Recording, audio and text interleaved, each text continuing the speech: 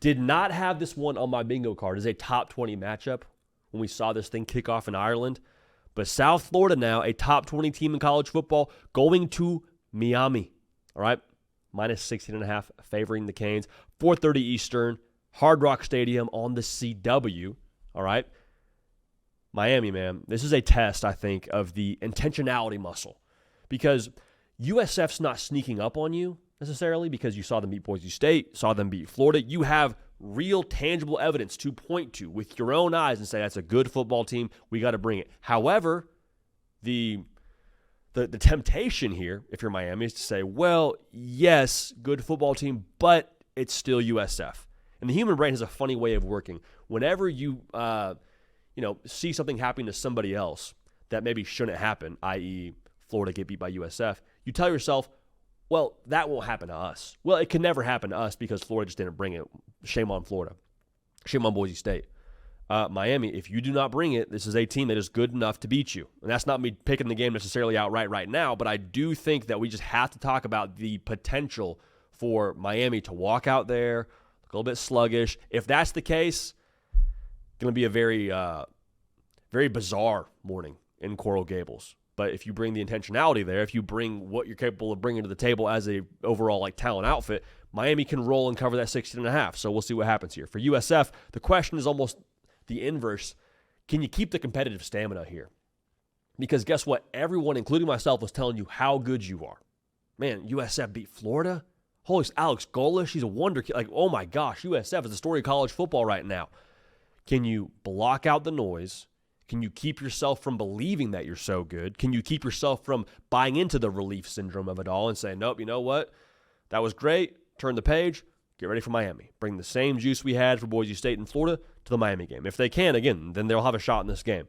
Now, for USF to win this game, I think the non-negotiable for them is they got to win in all the boring stuff. You go look at different upsets throughout the course of college football. I promise you, a lot of the times, the teams that got upset, what they have? Turnovers.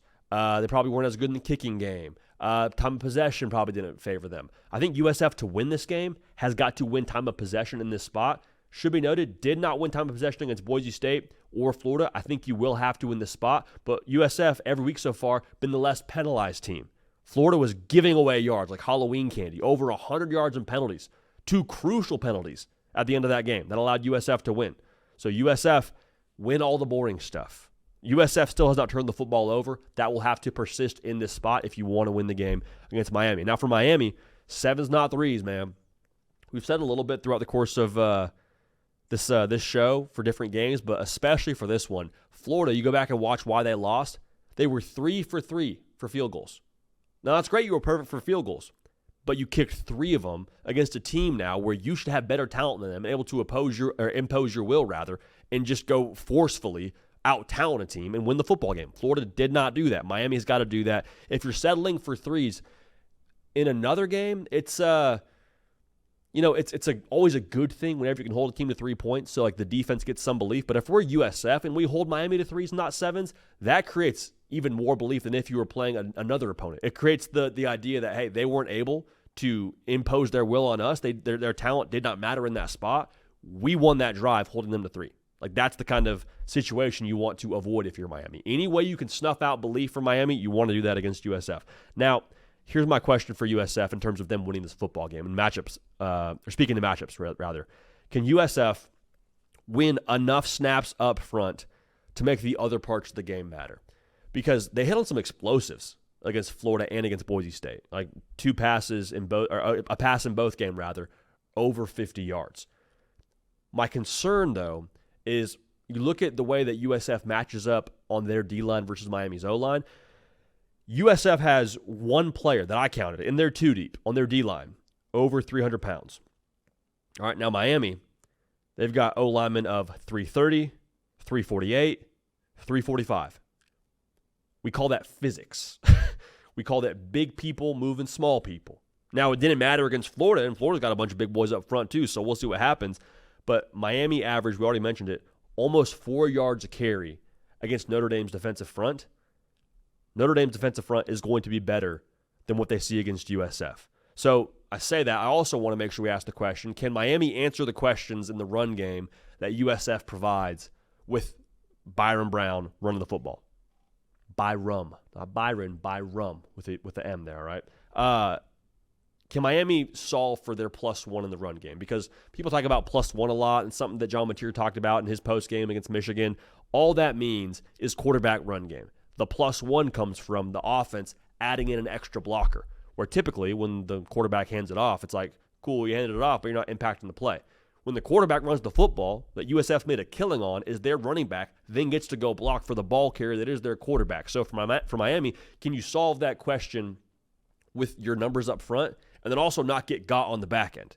Because I mentioned USF, they've been really good with the explosives. It hasn't been like Byron Brown and just lighting up the stat sheet with his, like, I'm throwing it a million times a game, we're going for over 300 yards every game, but the way they're able to lull you to sleep, go win matchups on the outside because you've run the football at a high level, that's a situation that Miami has got to account for. So if USF wins that kind of matchup and is able to create explosives and be able to run the football at a somewhat high level with Byron Brown at quarterback, at that point now, Miami's going to have a game. And the longer this game goes that USF hangs around, I think the more uneasy you feel if you're Miami.